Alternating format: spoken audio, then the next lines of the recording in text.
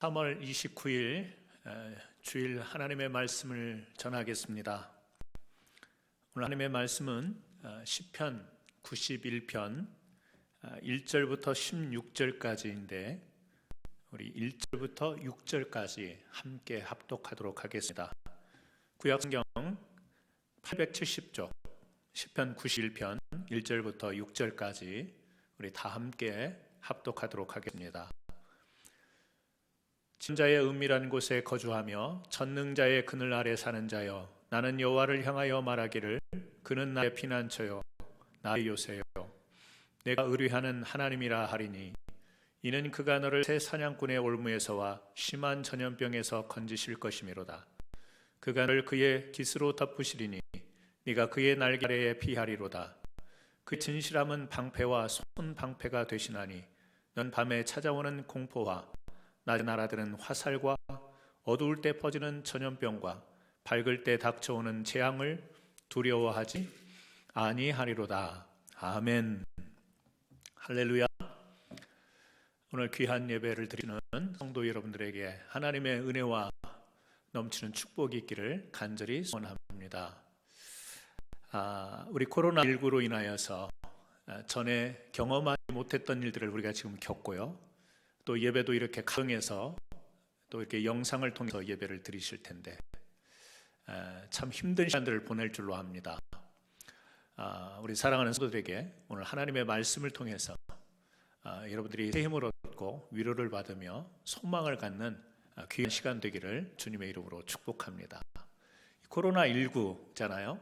19를 거꾸로 하면 9이 됩니다. 이 코로나19의 사태를 우리가 극복하고 이기기 위해서 19가 아닌 거꾸로 9일 시편 우리 91편의 말씀을 통해서 함께 승리하는 이 축복의 시간이 되기를 간절히 소원합니다. 엊그제 그 CNBC 방송 보도를 보니까 그런 뉴스가 나오더라고요. 지금 이 바이러스 감염 때문에 많은 사람들이 우려를 하면서 이 안전한 요새가 없는가 이렇게 찾는데, 지하 벙커를 만들어서 판매하는 회사가 호황을 지금 누리고 있답니다. 그 여러 종류가 있는데요, 가격이 대략 50만 불에서 240만 불에 이르는 지하 벙커 콘도미니움이 지금 호황을 맞고 있다고 해요. 미국뿐만 아니라 중동에서 막 문의가 쇄도하고 있고요, 또 프랑스, 영국, 일본, 세계 여러 나라에서 안전한 요새를 찾는 사람들이 문의를 해오고 있다고 합니다. 또 카브리해 주변의 인근의 외딴 섬이 많은 사람들의 피난처로 그렇게 각광을 받는다는데요, 그곳에서 숙박업을 하는 대여하는 회사가 제공하는 하룻밤 숙박비가 3,000불이랍니다. 어지간히 부자가 아니고서는 이런 요새를, 피난처를 찾을 수가 없죠. 하지만 한번 생각해 보세요. 이런 곳이 정말 우리에게, 물론 일시적으로 우리에게 도움을 줄 수는 있겠지만, 일시적인 피난처는 될 수 있겠지만, 그곳이 정말 우리를 영원히 죽지 않고 계속해서 바이러스도 침투하지 않는 그런 안전한 요새가 되겠냐라는 거예요. 아마 그렇지는 않을 것 같습니다. 지금 우리는 나름 예방을 하기 위해서 이렇게 가정에 머무르고 있는데, 사실 가정도 또 집도 안전한 곳은 아니죠. 오늘 시편 91편을 통해서 우리가 발견하는 말씀은요, 진정한 우리의 피난처, 진정한 우리의 요새는 바로 하나님, 이 전능한 자의 그늘 아래에 있는 것이 우리의 안전처라고 하는 것을 오늘 시편 기자는 선포하고 있습니다. 이 말씀을 통해서 우리가 이 지존자의 그늘 아래라고 하는, 전능자의 그늘 아래라고 하는 곳은 어떤 물리적인 그런 공간과 장소는 아니지만 바로 우리를 지으셨으며 보호하시며 우리를 주장하시며 이끄시는 이 하나님의 품이라는 사실을 우리가 다시 한번 기억하면서 여러분들에게 위로가 되고 여러분들에게 새 힘이 되어지는 귀한 축복의 말씀으로 다가가기를 주님의 이름으로 축원합니다. 여러분, 우리가 진정으로 거해야 될 전능자의 그늘 아래 우리가 살아가게 되는데요. 이 전능자의 그늘 아래 사는 자의 삶은 어떠해야 되는가? 오늘 세 가지로 한번 생각해 보려고 합니다. 첫 번째는 우리가 주님 안에 거해야 된다라는 겁니다. 여러분, 성경 마태복음 4장을 좀 한번 펴셔서 그 말씀을 제가 읽지는 않지만 한번 참고하면서 보시면 좋겠습니다. 이 마가복음 4장 35절부터 41절까지 나오는 말씀인데요. 여러분이 잘 아시는 말씀이에요. 무슨 말씀이냐면 예수님께서 제자들과 함께 이제 갈릴리 바다를 배를 타고 건너시는데요. 그때 광풍이 일어나죠. 예수님께서는 한쪽에서 주무시고 계셨습니다. 바람이 일고 배에 막 물이 넘치기 시작합니다. 함께 탔던 제자들이 아주 두려워합니다. 무서워합니다. 그리고 예수님께 다가가서 예수님을 깨우면서 그렇게 이야기를 하죠. 선생님이여, 우리가 죽게 된 것을 돌아보지 아니하시나이까. 이 광풍이 일어서 이 배에 물이 들어오고 지금 이 순간에 어떻게 될지 모르는 상황에서 제자들은요, 지금 너무너무 무서운 거예요. 두려워서 예수님에게 다가가서 깨우면서 우리가 죽게 됐는데 이것을 돌보지 않습니까? 라고 그렇게 이야기를 해요. 38절에 이 두려움이 나오는데요. 예수님께서 어떻게 하십니까? 바로 깨어서 바람을 꾸짖으십니다. 그리고 바다에게 선포하죠. 잠잠하라, 고요하라, 이렇게 말씀을 했더니 바람이 그치고 아주 바다가 잔잔해졌습니다. 그 잔잔해진 이걸 목격한 제자들이요, 41절에 보면 이렇게 이야기합니다. 그들이 심히 두려워하여 서로 말하되 그가 누구이기에 바람과 바다도 순종하는가 하였더라. 이 41절에 또 한 번 이들은 두려움 가운데 빠져요. 그런데 이 두려움은 어떤 두려움이죠? 예수님께서 이 광풍을 잔잔케 하고 바다를 잔잔케 평정한 뒤에 그 능력 있으신 주님이 이 바다를 잔잔케 한 뒤에 그것을 목격하고 나서 그 주님 보면서 두려워했던 두려움이에요. 그러니까 38절의 두려움과 41절의 두려움은 다른 두려움이죠. 38절의 두려움은 이들이 해결할 수 없는 상황에 대한 두려움이었어요. 광풍이 일어나는데 그 광풍을 제자들이 어떻게 막아요? 배에 막 물이 넘쳐 들어오는데 그걸 어떻게 막아요? 해결할 수 없는 거예요. 제자들이 스스로 해결할 수 없는 것에 대한 공포, 이 두려움이었어요. 근데 41절은요, 해결할 뒤에, 해결이 된 뒤에 갖는 두려움이에요. 이 두려움은 두려움이라고 이야기하기보다는 사실은 이 주님의 능력 앞에 경이로운 감탄의 놀람에 대한 그런 두려움이라고 말할 수 있겠죠. 여러분, 그렇습니다. 우리가 살아가면서 두려움이라는 게 있는데요. 하나는 우리가 해결할 수 없는 두려움. 대부분 두려움은 그런 것들 아니겠어요? 내가 어떻게 할 수가 없는 거죠. 내가 어떻게 해결할 수 없는 두려움. 내가 어떻게 이것을 대처할 수 없는, 그래서 불안하고 염려가 되고 근심이 되어지는 그런 두려움이죠. 대부분이 우리가 앞에 있는 그런 두려움일 겁니다. 뒤에 있는 이 두려움은요, 주님의 능력, 그 신기한 능력, 이것을 체험한 뒤에 와, 놀랍다, 경이로움, 이 두려움인데, 오늘 사실 이 마가복음 4장의 내용은요, 이 3장에서 예수님이 이제 막 제자들을 부르셨어요. 제자를 막 부르셔서 제자로 세우시고 이제 막 가르치기 시작을 하는 때였습니다. 그래서 4장 처음에 1절에도 보면 이 바닷가에서 예수님이 무리들을 모아놓고 가르치셨다, 이걸로 시작을 하잖아요. 그러니까 아직 이 바다에서 풍랑 만난 이 배 상태에 있었던 제자들도 아직 예수님에 대해서 전적으로 그들의 주님, 그들의 그 주님의 능력, 이것을 완전하게 믿음으로 받아들이지 못한 상태였어요. 지금 배우고 있는 상태였어요. 가르침을 받고 있는 상태였어요.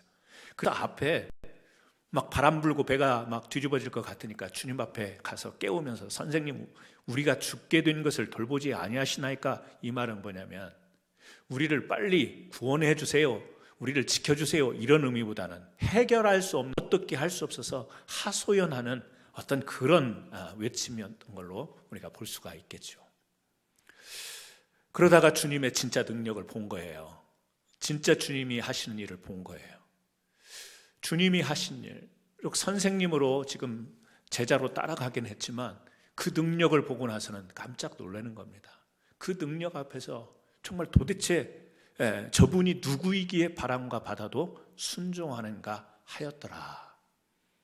그러니까 이들 안에는요, 아직 예수님에 대한 확실한 믿음이 서 있었던 상태가 아니고 배워가던 상태였던 거죠.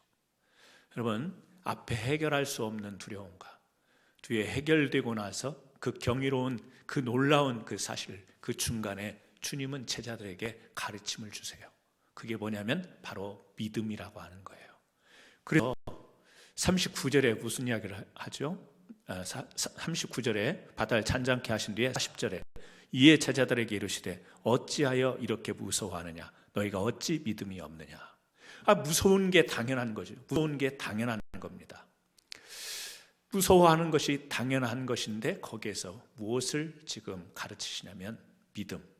이런 상황에서 너희들이 해결할 수 없는 이런 두려움 가운데 있을 때는 믿음을 붙들어야 되는 것이다. 그 믿음은 뭐죠? 주님에 대한 믿음입니다. 주님의 능력에 대한 믿음, 주님이 구원하시는 믿음, 주님이 생명을 붙들고 우리를 이끄시는 그 믿음, 그 믿음에 대해서 주님은 가르치시는 거예요. 여러분, 우리도 얼마나 지금 이 사태를 겪으면서 두려움에 놓여 있습니까? 혹시라도 나에게, 우리 가족에게 전염되지 않을까 두렵지 않습니까? 마켓에 가는 것도 두렵지 않습니까? 마스크를 하고 장갑을 끼고 전염될까 봐서 얼마나 우리는 하는지 모릅니다. 단순히 이 전염병에 대한 두려움뿐만 아니라 자꾸 이렇게 우리가 이제 이런 예방 차원으로 이렇게 집에 거하면서 이런 생활을 하다 보니까 우리 재근무하시는 우리 성도님들도 있지만 아예 한 달 동안 직장 생활을 못 하는 분도 계시고요. 또 비즈니스를 시적이긴 하지만 문을 닫아야 되는 우리 성도님들도 계시잖아요. 이게 계속되면 어떻게 되지? 계속되면 이게 어떻게 되냐? 이 걱정이 우리 흔히 있죠. 이게 뭐 잠깐이면 견딜 수 있겠지만 길어지면 이거 가정 경제 파탄이 일어나는 거 아니겠어요? 가정만 그러겠어요? 국가 경제 모든 것이 다 파탄될 텐데 그런 두려움이 우리에게 있잖아요. 그래서 기도하고 그래서 또 주님을 의지하지만 이 불안을 우리가 쉽게 했을 수가 없는 것이 지금 우리의 상황인 것 같습니다. 해결할 수 없는, 우리 스스로 해결할 수 없는 그런 두려움 앞에서 저는 오늘 이 말씀을 붙들고 다시 한번 믿음으로 일어서시기를 주님의 이름으로 축원합니다. 어떤 믿음일까요? 능력 있으신 주님. 그 능력은 단순히 기적을 일으키시는 그런 능력뿐만 아니라 이미 우리를 죽음 가운데서, 사망 가운데서 생명으로 옮겨주신 그 구원의 능력부터 시작했어요. 아주 작은 일까지 우리를 새롭게 하시며 우리를 다시 일으키시며 회복해 하시며 새롭게 나갈 수 있도록 인도하시는 하나님 그 능력에 대한 믿음. 아프리카 그 한 부족 가운데에 이런 성인식이 있다고 그래요. 아들이 14살이 되면 이제 깊은 그런 속으로 아들을 데리고 가서 해질녘에 이 아이를 아빠가 데리고 가서 이제 깜깜한 밤이 되면 그 아들을 그곳에 홀로 두고 아버지가 아들에게 오늘 이 밤에 네가 홀로 이곳에서 이 밤을 지내고 내일 동틀 때 아침이 되면 나를 만날 텐데 그때가 되면 너는 성인이 되는 것이다. 그 깜깜한 밤에요. 그 숲속에요. 얼마나 많은 이 무서운 사나운 또 동물들이 있겠어요. 그런데 그곳에서 그 깜깜한 뒤도 구별할 수 없는 그런 흑암 가운데서 혼자 홀로 그 밤을 지새우는 것이 성인식이라는 거예요. 아버지가 이제 아들을 놓고 어두워져서 깜깜할 때 이제 아들을 두고 떠납니다. 아들은요 그곳에서 경험해보지 못했던 홀로의 이 두려움의 군 시간을 혼자 보내게 되는 것이죠. 밤 깊곳을 넘어 이제 새벽이 되고 이 동이 터올 무렵에 이 소년이었던 이 아이가 해를 뜨는 이 동트는 곳을 바라보게 될 때 검은 한 형체를 보게 되는데요. 이 실루엣을 보게 되는데 사람의 모습이죠. 그리고 점차 밝아지면서 이 모습이 드러나기 시작하는데 그 앞에는요, 활을 들고 활에 그대로 댄 채 이 가슴 앞에 이렇게 들고 서 있는 그 실루엣을 보는 거예요. 누구죠? 바로 아버지죠. 아버지가 그곳에 있었던 것이죠. 혼자 무서워서 벌벌 떠며 얼른 이 밤이 지나가기를 이 성인식이 이렇게 치러지는 이런 상황 가운데요, 아버지는 그 옆을 떠났지만 결코 그 자리를 떠난 것이 아닙니다. 아들이 볼 수 없는 곳에서, 아들이 눈치챌 수 없는 곳에서 객에서 서서 이 활을 들고 화살을 낀 채 혹시라도 어떤 맹수가 아들에게 달려들지 않을까, 어떤 아들에게 해로운 일이 발생하지 않을까 사방을 보면서요, 긴장하면서 눈을 부릅뜨고 활을 잡고 그렇게 대기하고 곁에 서 있었던 것이죠. 이 아프리카 한 부족의 이 성인식을 들으면서 하나님 아버지가 생각나지 않습니까? 지금 우리가 깜깜한 밤과 같은 이 흑암의 어둠의 시절을 보내고 있는데 정말 우리 스스로 해결할 수 없는 이 두려움과 무서움, 공포에 빠져 있는데 하나님은 뭘 하고 계실까? 여러분, 하나님은요, 오늘 이 소년의 아버지와 같이 우리를 보호하기 위해서 사방을 바라보시며 긴장하시며 눈을 부릅뜨고 우리를 지켜보시는 줄 믿으시기 바랍니다. 하나님은 우리의 피난처요 요새가 되어주십니다. 하나님은 우리의 보호자십니다. 우리를 지켜주시는 분입니다. 이걸 우리는 믿으셔야 됩니다.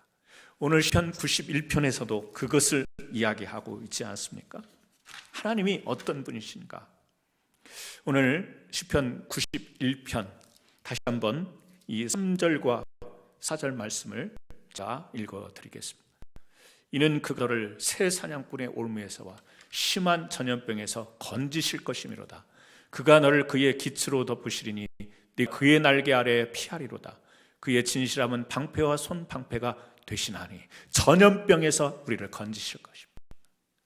그의 날개 아래 우리가 피할 수 있도록 하나님은 방패와 손방패가 되어주시며 우리를 막아주시는 그 하나님이심을 시편 기자를 통해서 우리에게 선포하고 계십니다. 그래요, 우리가 전염될까 봐 두렵게 건강에 우려가 있습니다.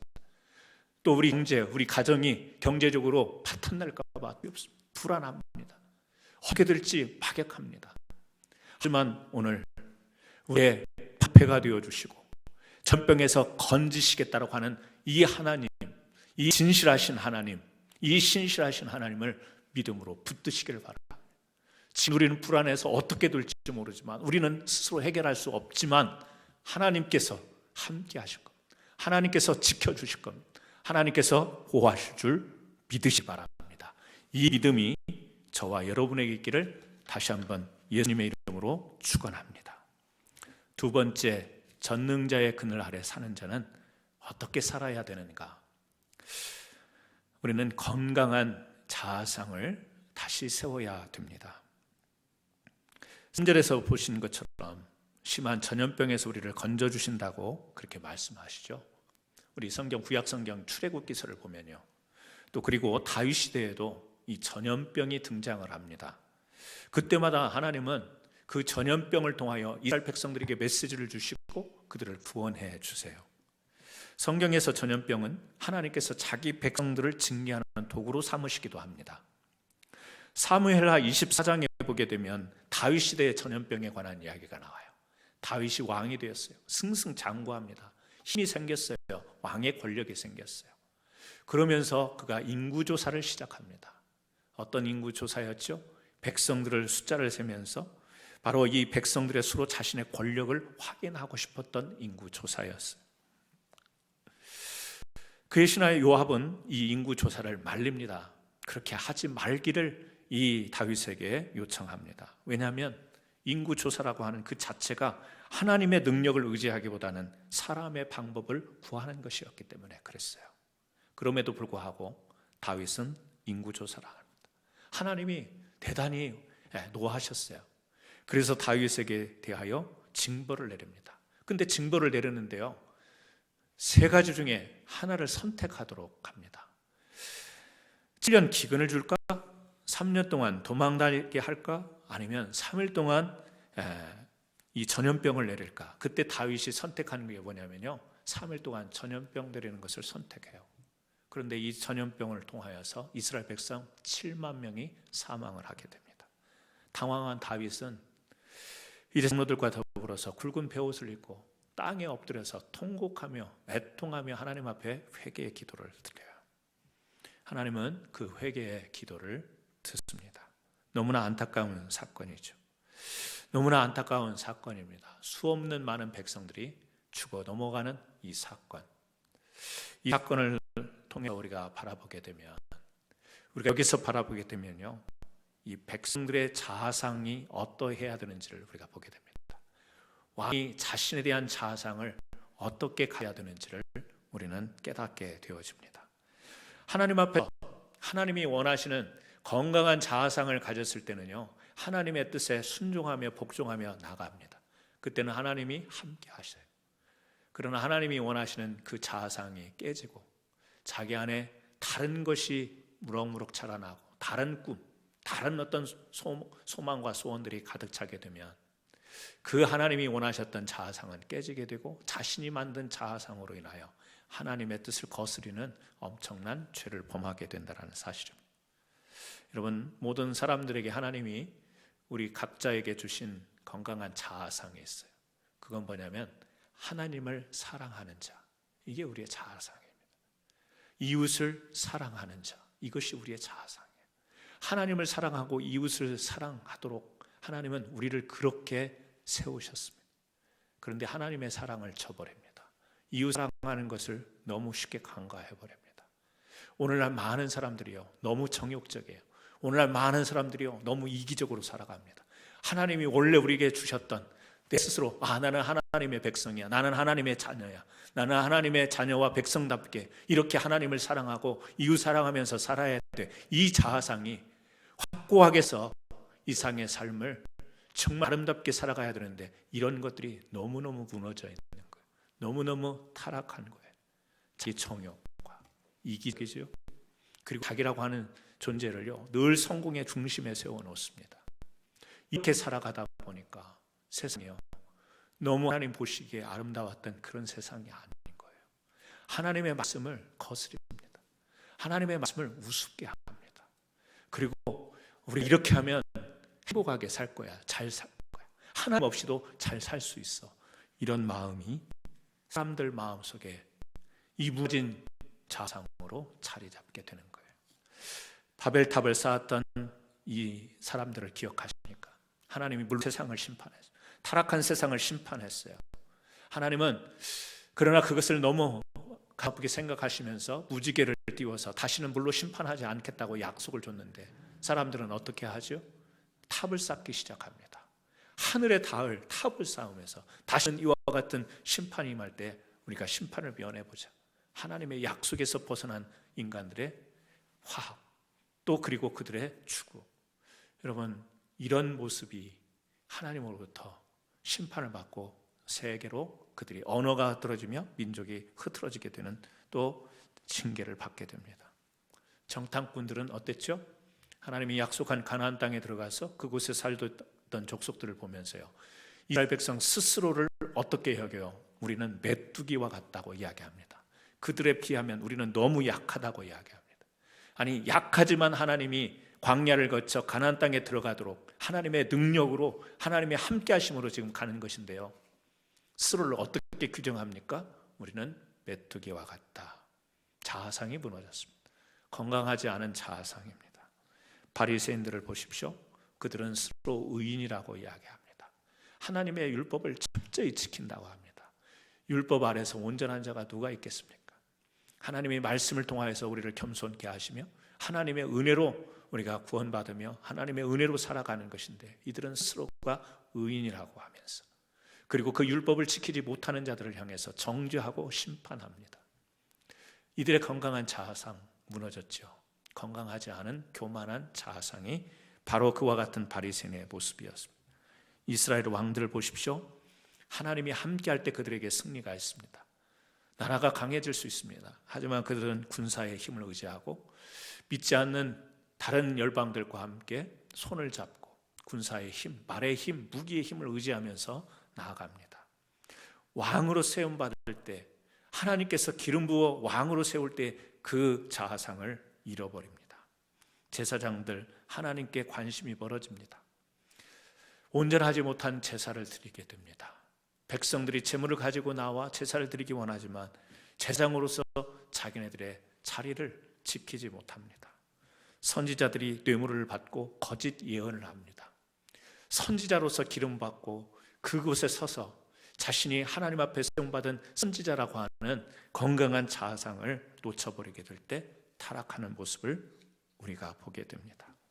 여러분, 오늘 혹시 우리는 그리스도인이요, 우리는 교회 안에서 서로 성도라고 이야기합니다. 구별된 자요, 하나님의 거룩하심과 하나님의 그 은혜 안에서 살아가는 우리가 성도들인데요, 오늘 이 건강한 자아상이 우리에게 무너져 있지는 않는지 되돌아보는 시간이 되었으면 좋겠습니다. 전능자의 그늘 아래 사는 자는 이 전능자라고 하는 이 하나님 앞에서 우리 자신을 온전하게 볼 줄 알아야 됩니다. 오늘 하나님을 바라보지 못하면 우리 자신 역시 온전하게 바라볼 수가 없어요. 이 전염병이 창궐하는 이 시기가 지금 우리 교회력으로는 사순절 기간이라고 지금 우리가 이 절기를 보내고 있습니다. 사실 우리 장로교 어느 교단에서는 이 사순절이라고 하는 이 절기가 다양한 문화와 또 다양한 그 종교에 뒤섞여 버린, 그래서 이교화되고 미신화된 폐단이 있다고, 역사적으로 그랬다고 해서 지금 사순절을 폐하는 그런 교단도 있습니다. 일리는 있는데요, 일단 우리 모든 교회에서 사순절 그러면 우리가 이해하지 않습니까? 예수님의 죽음, 장사, 부활을 앞두고 우리가 40일 동안 이 기간을 좀 더 하나님 앞에서 겸손한 자세로 우리 자신을 돌아보며 회개하는, 고백하는 그런 기간이 바로 사순절 기간이지 않습니까? 이 사순절이라고 하는 이 말의 라틴어가요, 콰트라제시마라는 말을 사용합니다. 콰트라제시마, 40이라는 뜻이에요. 이 말에서 파생한 말이 쿼터, 4분의 1 영어로 쿼터라는 것 나오죠. 콰트라제시마에서 파생한 말이에요.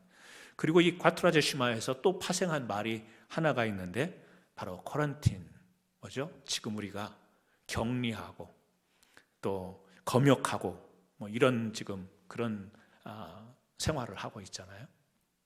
그러니까 콰트라제시마, 바로 사순절 기간에 우리는 격리되고 검역하면서 뭐 이런 시간을 지금 어떻게 보면 희한하게 보내고 있는 거예요. 여러분, 이 사순절 기간에 우리 자신을 한번 뒤돌아봤으면 좋겠습니다. 참된 하나님의 백성으로, 그리스도인으로서 나는 건강하게 지금 믿음 생활을 하고 있는 것인가? 아니면 우리도 모르는 사이에 세상 풍조에 밀려서 성경의 가치관이 아닌 세상의 가치관에 휩쓸려서 그렇게 우리가 살아가고 있지는 않는가? 오늘 이렇게 우리가 겪어보지 못했던, 경험해보지 못했던 이런 난리를 겪으면서 이것이 다시 한번 우리가 하나님 앞에서 온전하게 우리 자신을 세우라고 주시는 하나님의 경고의 시간이 아닌가, 또 회개할 그런 시간이 아닌가, 이것을 생각하면서 우리 전능자의 그늘 아래 사는 자들은 하나님의 보호하심과 하나님의 인도하심 속에 살지만 바른 하나님의 백성, 바로 전능자의 그늘 아래서 살아갈 수 있는 자답게 우리 자신을 돌볼 수 있는 귀한 은혜가 저와 여러분에게 있기를 주님의 이름으로 축원합니다. 세 번째, 전능자의 그늘 아래에 사는 자는요, 소망과 구원을 보면서 살아야 될 줄 믿습니다. 우리가 믿는 사람이지만 우리에게도 재난이 있고 우리에게도 환난은 다가옵니다. 하지만 이 환난 속에서도 하나님의 구원과 소망을 볼 줄 아는 진정한 믿음의 사람들이 되어야 될 줄 믿습니다. 시편 91편 14절부터 16절까지입니다. 우리 같이 한번 읽겠습니다. 하나님이 이르시되 그가 나를 사랑한즉 내가 그를 건지리라. 그가 내 이름을 안즉 내가 그를 높이리라. 그가 내게 간구하리니 내가 그에게 응답하리라. 그들이 환난 당할 때에 내가 그와 함께하여 그를 건지고 영화롭게 하리라. 내가 그를 장수하게 함으로 그를 만족하게 하며 나의 구원을 그에게 보이리라 하시도다. 환난 당할 때에 내가 그와 함께하여, 이 구절을 보면서 생각나는 인물이 있죠. 요셉입니다. 요셉은요, 감옥에 고립이 되어서 억울하게 감옥에 고립이 된 적이 있습니다. 또 다니엘 사자굴에 고립이 된 적이 있습니다. 요한 감옥에서 격리된 또 그런 시를 보낸 것이죠. 사도 바울 가택연금을 당합니다. 성경의 위대한 인물들 가운데서도요, 이렇게 고립이 되고 격리가 되고 또 이렇게 감금되어지는 이런 상황들을 겪는 어려움의 시간들이, 환난을 당하는 그런 시기들이 있었어요. 오늘 15절에 그가 내게 간구하리니 내가 그에게 응답하리라. 그들이 환난 당할 때 내가 그들과 함께하여 그를 건지고 영화롭게 하리라. 여러분, 요셉과 다니엘과 세례 요한, 사도 바울, 비록 고립되고 격리되었지만 어떻게 되었습니까? 그들이 환난 가운데서 벗어나서 하나님을 영화롭게 하는 사명자들로 살아가지 않습니까? 그들이 격리되고 고립되었을 때 무엇을 했습니까? 오늘 여기 있는 말씀처럼 그들은 전능자에게, 하나님께 간구했습니다. 기도했습니다. 그 격리되었을 때 감옥 속에서, 집에서 무엇을 했을까요? 그들은 하나님께 기도했을 거예요. 왜? 하나님은 우리에게 구원을 주시고 소망을 주시는 분이에요. 그런 분이기 때문에 그 소망을 저버리지 않고 그곳에서 계속 소망이 섞인 기도를 하나님 앞에 드렸던 것입니다. 여러분, 오늘 이런 상황 가운데서 우리가 할 수 있는 일이 무엇이 있겠습니까? 계속해서 불안해하고 염려하고, 하룻밤 나고 나면 아침에 나오는 뉴스에는 몇 명이 확진이 되고 몇 명이 죽었다고 하는 계속 그런 뉴스만 접하면서 오늘 또 가슴 졸이며 오늘 또 불안해하면서 매일매일을 그렇게 밤새고 아침에 그런 뉴스를 받아보시겠습니까? 아니죠. 우리는 저녁으로 아침으로 깨어서 이 환난을 우리가 겪고 있지만 이 환난이 지나고 나면 이 세상이 다시 한번 정결케 되며 하나님 앞에 돌아오며 우리가 건강한 자아상으로 돌아올 수 있는 그런 새로운 세계로 하나님이 인도하실 것을 소망 삼으며 이런 기도하며 간구하셔야 되지 않겠습니까? 하나님께서 우리에게 주시는 마음은 두려움이 아니라고 그랬습니다. 하나님이 우리에게 주시는 마음은 두려움이 아니라 바로 능력과 사랑과 절제라고 이야기를 합니다. 그렇습니다. 하나님이 우리에게 두려운 마음을 주시려고 지금 이렇게 하시는 것이 아닙니다. 하나님은 오히려 우리에게 능력과 사랑과 절제. 여러분, 우리가 매일매일 요즘 보내면서요, 이런 간구를 해야 됩니다. 하나님의 능력이 우리에게 임하게 하여 주옵소서. 하나님의 능력을 우리가 두려워하며 그 하나님을 경외할 수 있는 믿음을 주옵소서.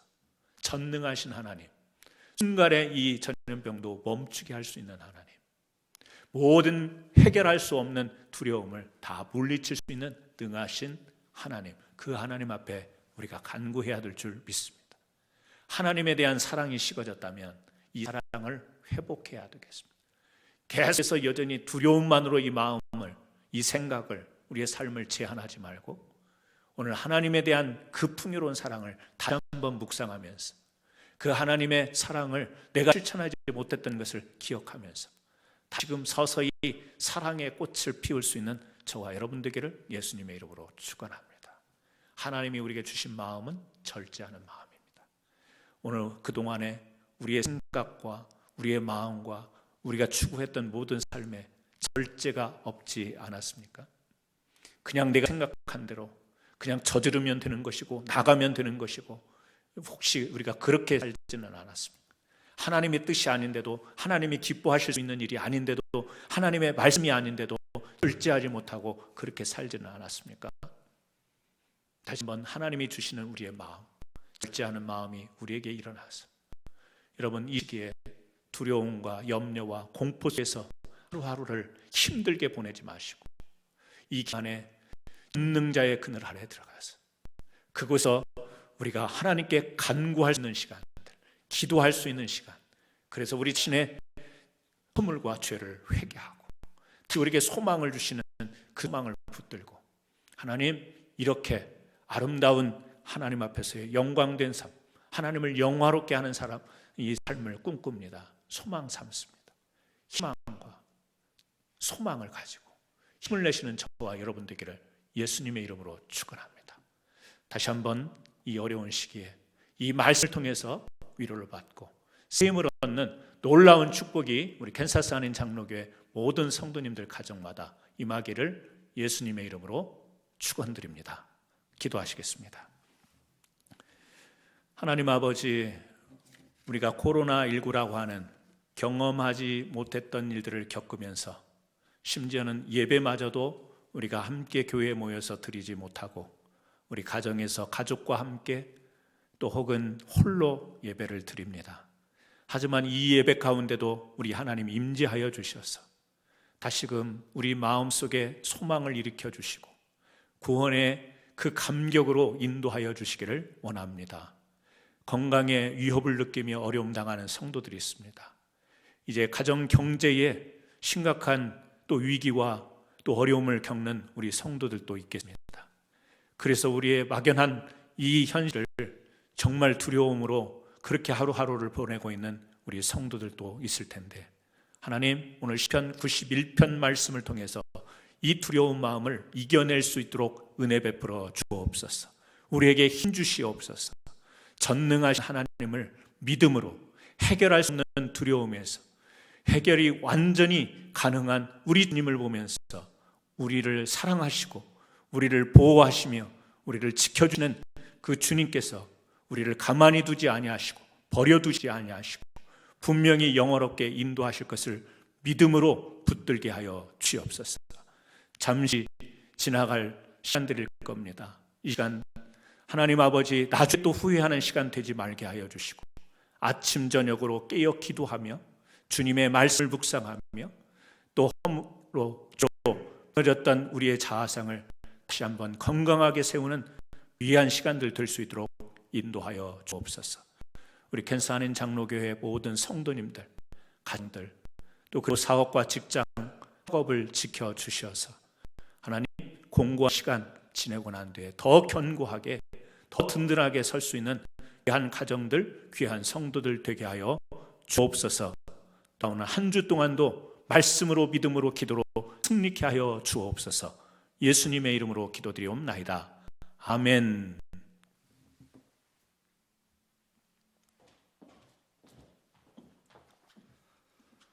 교회식을 전해드리겠습니다. 코로나19로 인해서 가정에서 예배 드리시는 모든 성도님에게 주님의 은혜와 평강이 넘치시길 바라며 또한 건강에도 유의하시기를 바랍니다. 주일 예배는 4월 19일까지 지금 드리는 예배 방식으로 계속 예배를 드리겠습니다. 헌금은 가급적이면 매주 보내드리는 반송용 봉투를 사용해 주시면 감사하겠습니다. 매일 아침 담임 목사님께서 3분 기도문을 보내드리고 있습니다. 함께 기도하시고자 하시는 분들은 목사님께 톡으로 알려주시고 함께 기도하도록 하겠습니다. 교회전을 위해서 성도님들의 지속적인 기도를 부탁드립니다. 이상 교회 소식을 전해드렸습니다.